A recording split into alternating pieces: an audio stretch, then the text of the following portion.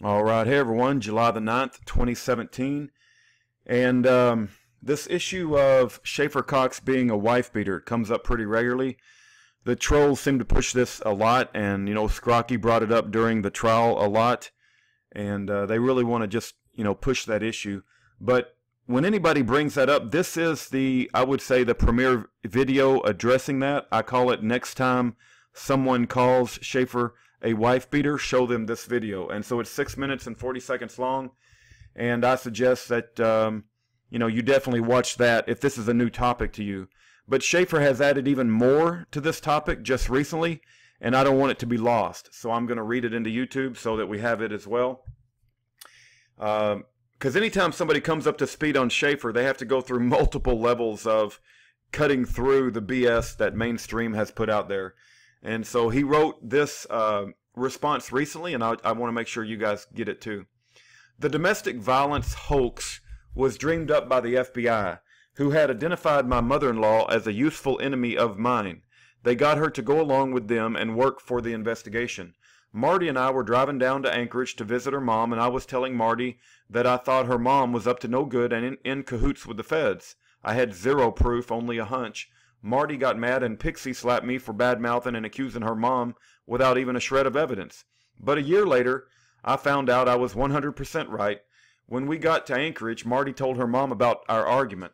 It was Marty's mom who called the Anchorage police, but after they talked to Marty, APD, I guess that stands for Alaska Police Department, or maybe Anchorage Police Department, didn't do anything. Please note, it is the Anchorage Police Department who is chomping at the bit to prosecute the Ocean View Drive child sex ring and is being blocked by Scrocky and Bottini from presenting the case to a grand jury. A week later, when Marty and I got back to Fairbanks, Trooper Ron Wall, the head of the drug task force, called me from a motorcycle shop, not the trooper's office where calls are recorded.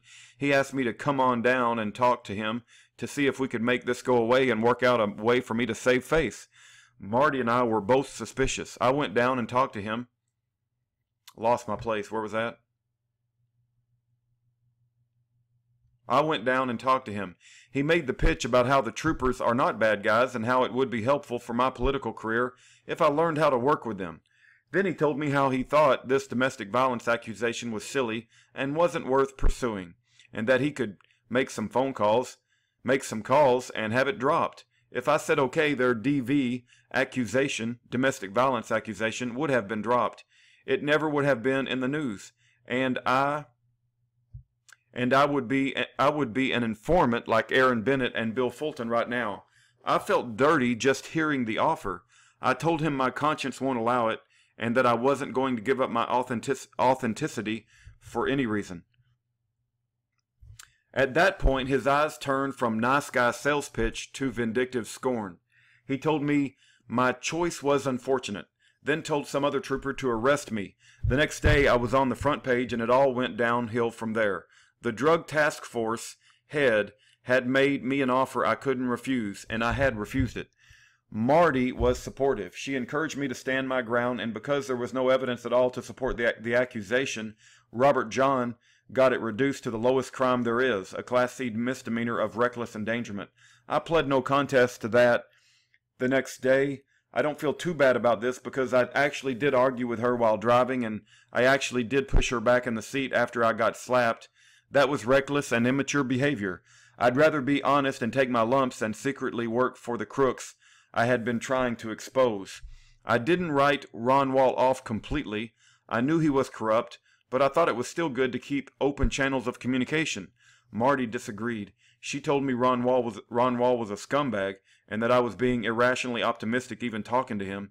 Nonetheless, she did go with me later that summer when we went to his house to tell him that Fulton and Bennett were making threats, were saying they were going to go start a fight if the state kept going after baby Seth. Ron Wall made a second pass trying to recruit me into his pocket at that meeting. But I wasn't trying to work for crooks to do evil. I was trying to keep open communication with them in the hopes that everyone would be honest and more respectful after talking to each other. All right, well, that is yet more information on this domestic abuse charge that keeps coming up over and over again. So not only can you listen to this particular video, which has additional write-ups, but don't forget to go watch this one too. Next time someone calls Schaeffer a wife beater, show them this video. Please pray for Schaeffer that God Almighty will use his situation for the Lord's glory, and that the Lord will get glory out of all of this, and that Schaeffer will be free and reunited with his family.